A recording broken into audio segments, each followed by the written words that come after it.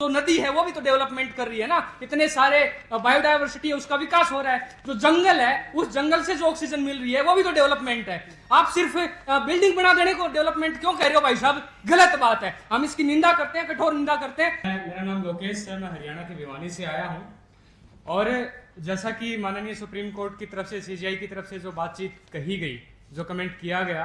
मैं आपका ध्यान इस तरफ भी दिलवाना चाहता हूँ कि जब देश की सबसे बड़ी पंचायत पार्लियामेंट ने 2010 में जब एनजीटी को बनाया तो इस बात को उन्होंने स्वीकार किया कि तमाम तरह की जो डेवलपमेंट के या इस तरह के जो प्रोजेक्ट्स होते हैं उसमें कहीं ना कहीं गुंजाइश बनी रहती है कि कहीं करप्शन हो जाए, कहीं नियमों का अनदेखी हो जाए, कानून को ना माना जाए। तो जब आप इस बात को स्वीकार कर चुके हैं, जब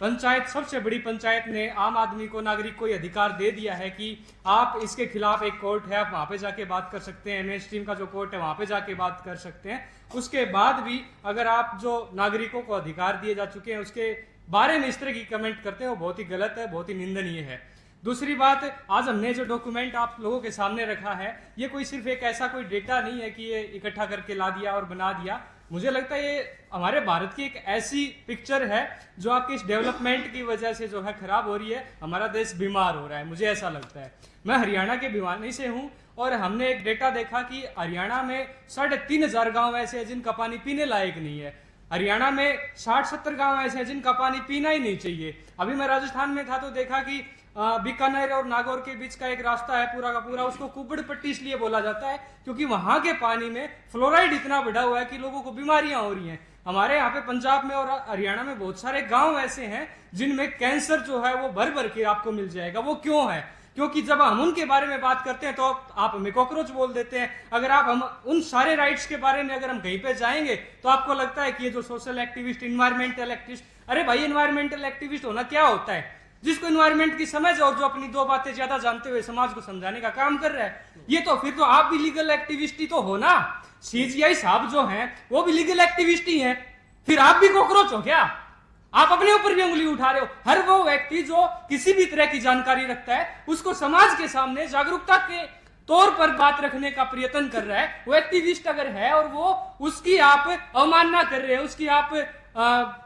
ऐसा शब्द उनकी परिभाषा आप बताते हैं जिससे उसकी समाज में उसकी छवि कमजोर हो रही है, ये तो ऐसा ये सीजीआई का काम नहीं होना चाहिए। मुझे ऐसा लगता है कि माननीय सीजीआई साहब बड़े सम्मानीय पद पर आप हैं, आपका कोई व्यक्तिगत मत है तो वो आप घर उस कोर्ट से, उस कुर्सी से उठने के बाद गए, वहां पर अगर कोई बात कर रहे हैं तो वो ऑन रिकॉर्ड होनी चाहिए, वो जजमेंट के तौर पर होनी चाहिए। आप अपनी पर्सनल जो ओपिनियन है वो उस कुर्सी पे बैठ के ना रखे माननीय साहब। मेरी तो ये अपील है, मैं हरियाणा से हूं, बहुत ज्यादा बातें तो मैं जानता नहीं हूं, लेकिन ये जानता हूं मेरा देश बीमार हो रहा है और उस बीमार देश को बचाने के लिए जो बात हम कर सकते हैं, आप हमें कॉकरोच बोलो, आप हमें एंटी नेशनल बोलो, आप जो बोल दो। आपने थोड़े दिन पहले परिभाषा तय कर दी अरावली की, कहा कि 100 मीटर से नीचे का पहाड़ तो पहाड़ ही नहीं है, अरावली नहीं है। अब क्यों पीछे पड़े हुए हैं इन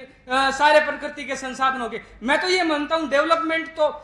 वो जो नदी है वो भी तो डेवलपमेंट कर रही है ना, इतने सारे बायोडायवर्सिटी है उसका विकास हो रहा है, जो जंगल है उस जंगल से जो ऑक्सीजन मिल रही है वो भी तो डेवलपमेंट है। आप सिर्फ